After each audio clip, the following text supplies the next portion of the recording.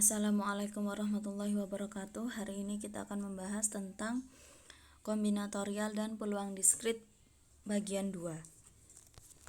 Nah, langsung saja kita ke kombinasi. Definisi 6.4, kombinasi R elemen dari N elemen adalah jumlah pemilihan yang tidak terurut R elemen yang diambil dari N buah elemen. Jadi kombinasi ini merupakan bentuk khusus dari permutasi yang tidak mementingkan urutan. Jadi urutan dalam kombinasi ini tidak diperhitungkan. Seperti itu. Dan ini rumusnya. Ya. N faktorial per R faktorial N min R faktorial.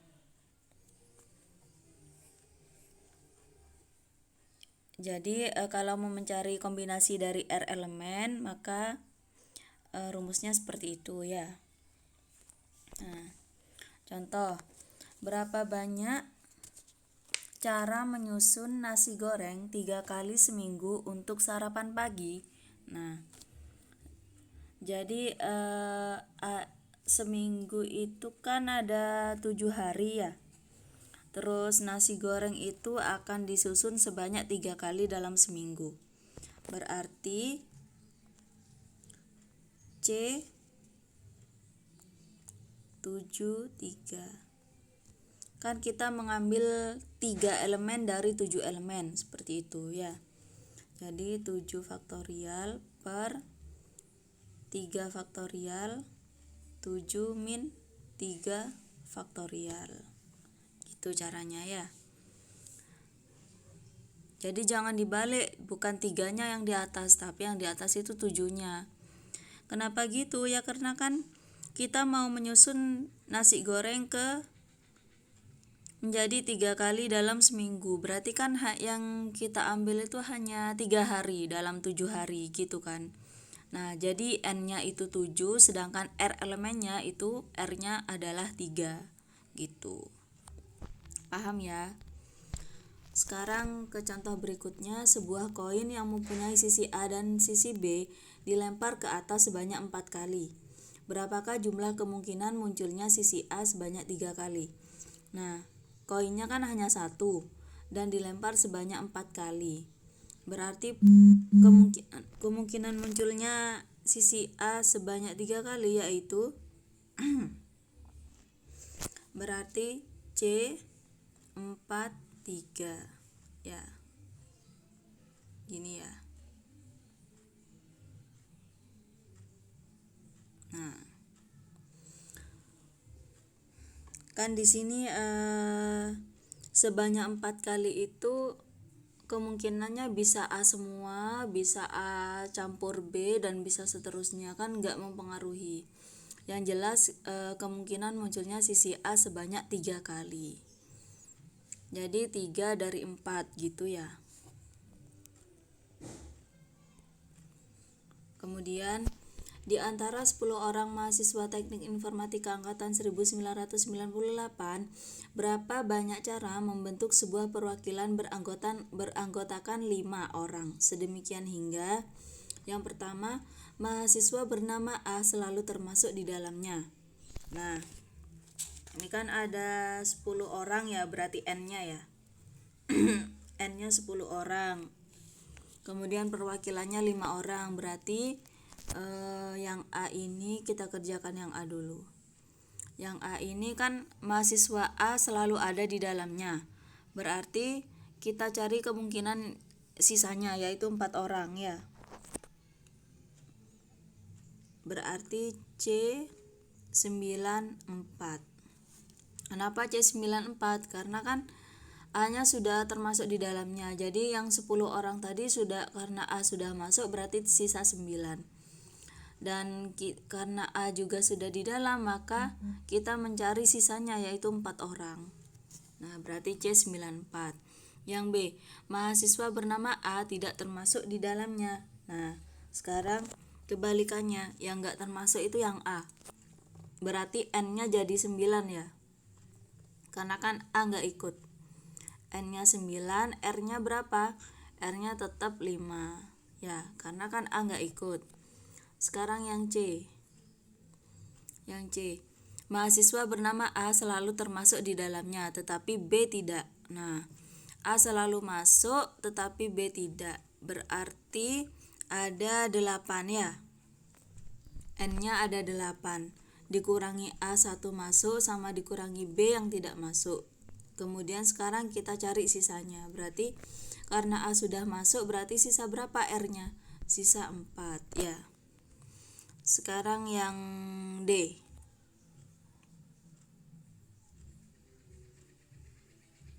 Yang D itu mahasiswa bernama B selalu termasuk di dalamnya, tetapi A tidak. Nah, ini sama. Karena sama, maka kombinasinya juga sama. Sekarang yang E. Yang E mahasiswa bernama A dan B termasuk di dalamnya. Berarti kombinasi dari 8 karena 2-nya masuk ya. Tapi R-nya cuman 3 ya. Gini. Nah, yang F, setidaknya salah satu dari mahasiswa yang bernama A atau B termasuk di dalamnya. Nah, ini kan yang F ini kan ada ataunya. Nah, karena ada ataunya maka ditambah.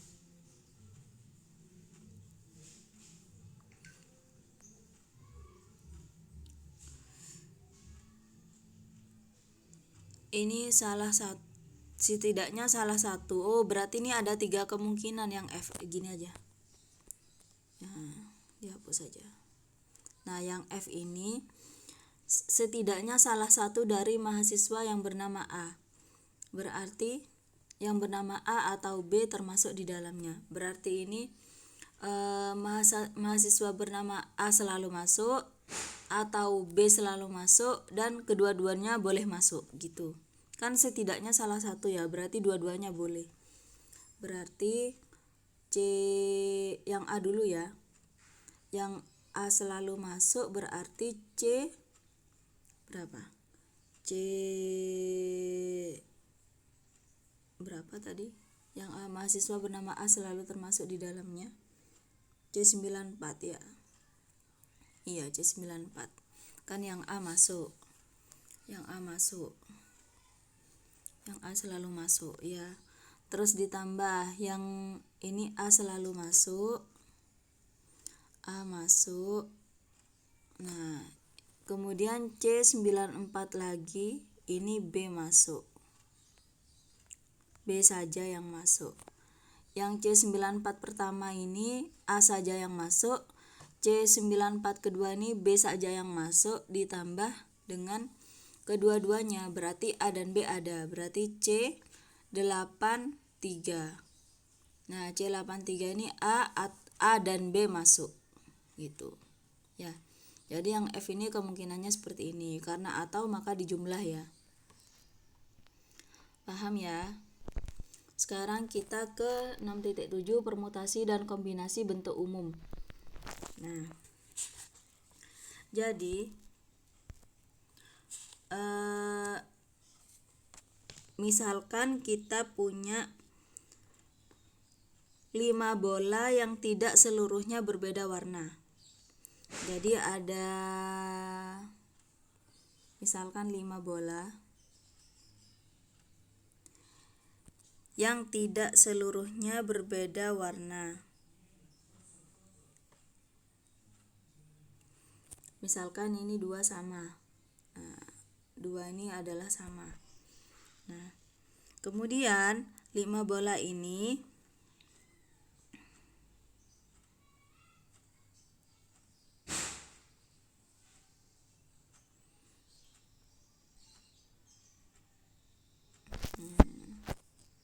sebentar lagi.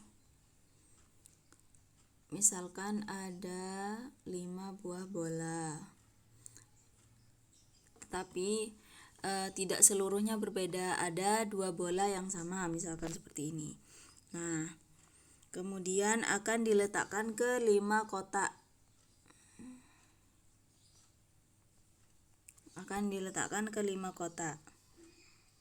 Nah,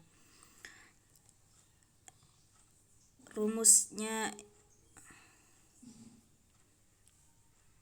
Nah, cara meletakkan bola ke dalam kotak ini yaitu menggunakan rumus ini. Nah, jadi permutasi bentuk umum dan kombinasi bentuk umum itu seperti ini. Rumusnya sama, yaitu n faktorial per n1 faktorial, n2 faktorial, dan seterusnya sampai nk faktorial. Gitu. N1, N2 ini kalau kita jumlahkan, maka akan menjadi N itu sendiri. Gitu ya. Jadi rumus permutasi dan kombinasi untuk bentuk umum ini rumusnya sama. Kita langsung ke contoh biar nggak bingung ya. Contoh permasalahan yang sering dikemukakan untuk mengilustrasikan permutasi bentuk umum adalah masalah berikut. Berapa banyak string yang dapat dibentuk dengan menggunakan huruf-huruf dari kata Mississippi? Nah, dari kata Mississippi ini ternyata M-nya 1 ya. I-nya ada 4, S-nya 4, P-nya 2, sehingga ada hurufnya ada sebanyak 11 huruf. Nah, sekarang kita cari berapa banyak string yang dapat dibentuk dengan menggunakan huruf-huruf Mississippi. Nah, berarti caranya P sama dengan 11 faktorial per M-nya kan 1, I-nya 4, S-nya 4 ya. Iya, S-nya 4, terus P-nya 2. Nah, seperti itu. Untuk rumus, misalkan kalian mau pakai kombinasi pun sama rumusnya. Ya. 11 faktorial per 1 faktorial, 4 faktorial, 4 faktorial, 2 faktorial, sama ya. Nah, contoh lagi, 12 lembar karton akan diwarnai sehingga 3 diantaranya berwarna hijau, 2 berwarna merah, 2 berwarna kuning, dan sisanya berwarna biru. Berapa jumlah cara pengecatan? Nah, ini berarti N-nya kan ada 12 ya. Kalau kita jumlahkan kan 3 tambah 2 tambah 2 itu berapa? 3 hijau, 2 merah, dan 2 kuning, berarti ada 7. Nah, berarti sisanya warna biru, berarti sisanya itu 5 ya, yang warna biru. Nah, berarti caranya yaitu sama P faktorialnya 12 faktorial per 3 faktorial, 2 faktorial, 2 faktorial, dan 5 faktorial. Paham ya untuk yang permutasi bentuk umum ini? Nah, sekarang kita ke 6.8 yaitu kombinasi dengan pengulangan. Nah, jadi kalau yang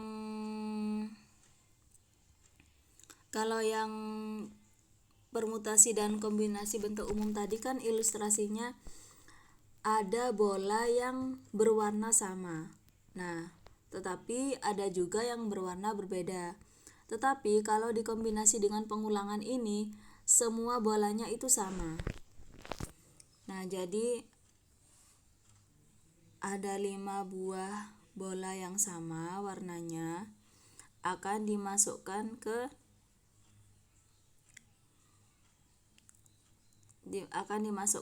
N buah kotak. N-nya ini terserah ya. Nah,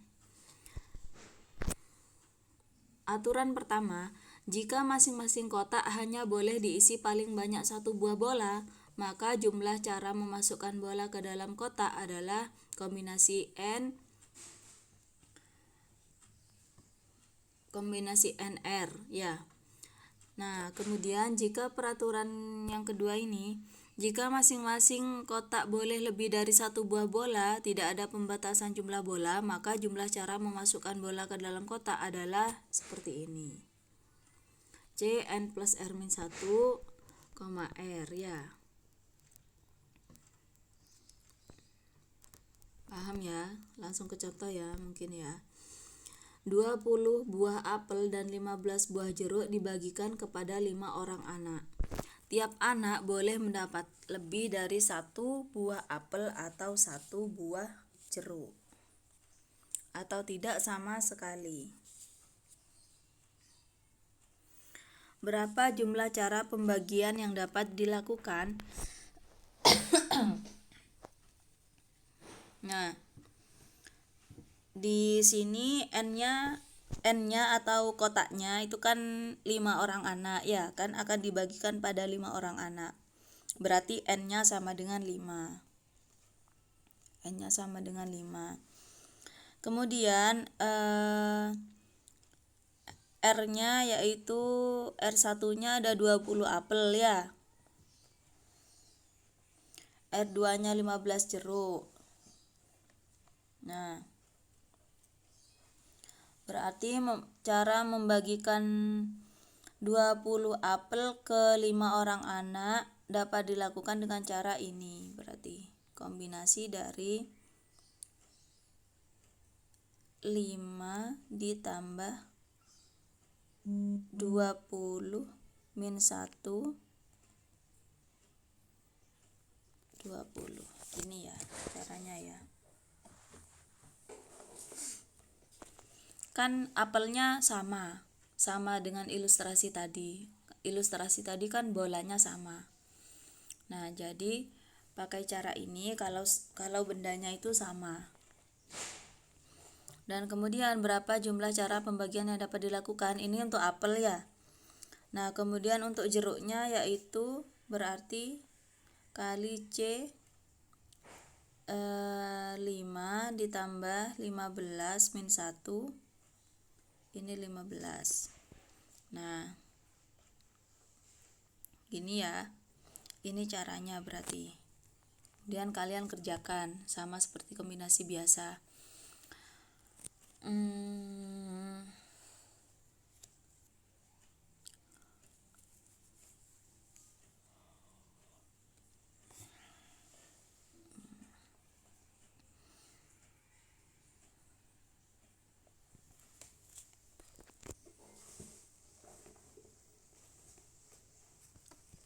Ada ditanyakan? Sepertinya nggak ada ya. Mudah ini kalau dengan kondisi semua bendanya sama. Oh iya, kenapa kok dikali?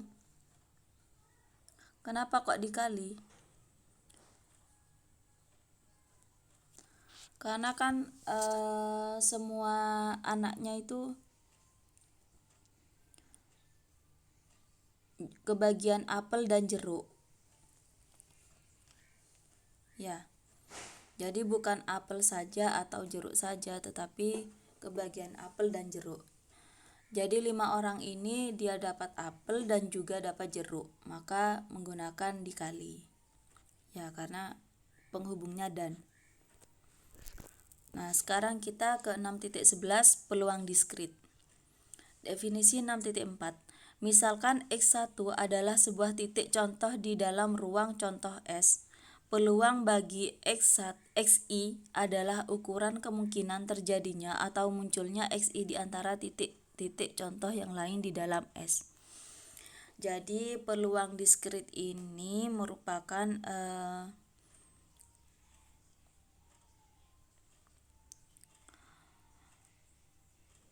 peluang yang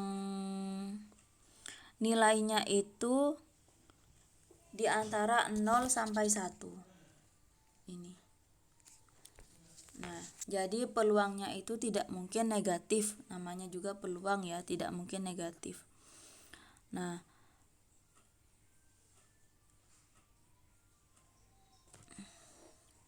jumlah peluang semua titik contoh dalam ruang contoh, maksudnya ruang sampel ya. Ruang sampel S adalah 1. Jadi kalau kita jumlahkan semua peluang dalam sampel tersebut itu adalah hasilnya 1 gitu. Nah, sekarang kita ke contoh ya. Pada pelemparan dadu S, dadu itu kan 1 sampai 6. Berarti kan himpunannya 1 sampai 6 ruang sampelnya. peluang munculnya setiap angka yaitu 1/6. Jadi peluangnya muncul angka 1 itu 1/6. Munculnya peluang angka 2 itu 1/6 dan begitu seterusnya. Contoh yang berikutnya, uang logam mempunyai 2 buah muka, gambar dan angka. Jika sebuah koin dilempar, maka peluang munculnya muka gambar yaitu 1/2 ya. Begitu juga peluang munculnya angka sama juga yaitu 1/2. Tetapi jika 2 koin dilempar, maka ruang contohnya menjadi ini atau ruang sampelnya menjadi ini. Angka-angka, gambar-gambar, angka gambar dan gambar angka. Nah, sehingga peluang tiap sampelnya itu yaitu 1/4. Ini ya. Peluang angka-angka 1/4, peluang gambar-gambar 1/4, peluang angka gambar 1/4 dan seterusnya. Paham ya? Kemudian kita ke kejadian. Kejadian disimbolkan dengan E atau event ya. Event ini adalah himpunan bagian dari ruang sampel. Himpunan bagian dari ruang sampel. Misal, pada percobaan melempar dadu, kejadian munculnya angka ganjil adalah 1, 3, dan 5 ya. Nah, kejadian munculnya angka 1 yaitu 1. Nah, sehingga menurut definisi 6.5, peluang kejadian E di dalam ruang sampel S adalah peluang E yaitu banyaknya E per banyaknya sampel. Nah, contoh pada percobaan melempar dadu, kejadian munculnya angka ganjil adalah angka ganjil itu kejadian munculnya angka ganjil itu 1/2 ya. Kenapa 1/2? Karena banyaknya S itu 1 sampai 6 itu ada 6. Sedangkan banyaknya E banyaknya E yang angka ganjil itu 3. Berarti kejadian munculnya angka ganjil yaitu 3/6. Nah, peluang munculnya angka ganjil yaitu 1/6. Kan sudah dibahas tadi ya.